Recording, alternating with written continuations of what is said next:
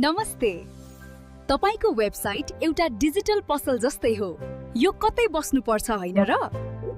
धेरै वेबसाइटहरू एउटै सर्भरमा बसेका हुन्छन्, जसलाई शेयर्ड होस्टिङ भनिन्छ।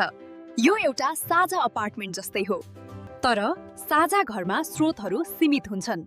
एउटा छिमेकीले धेरै प्रयोग गरेमा तपाईको वेबसाइट ढिलो हुन सक्छ। यही समस्याको समाधान हो VPS अर्थात् भर्चुअल प्राइभेट सर्भर। VPS मा तपाईको आफ्नै CPU, RAM र स्टोरेज हुन्छ। यो तपाईको आफ्नै निजी कोठा जस्तै हो, छुट्टै स्रोत सहित। अरूको कामले तपाईलाई असर गर्दैन। तपाईलाई आफ्नो सर्भरमा पूर्ण नियन्त्रण हुन्छ, जे पनि इन्स्टल गर्न सक्नुहुन्छ। यसले गर्दा तपाईको वेबसाइट अझ छिटो चल्छ र आवश्यकता अनुसार स्रोतहरू सजिलै बढाउन सकिन्छ। साना व्यवसाय, वेब डेभलपर्स र बढ्दै गएका वेबसाइटहरूको लागि VPS एकदमै उपयुक्त हुन्छ।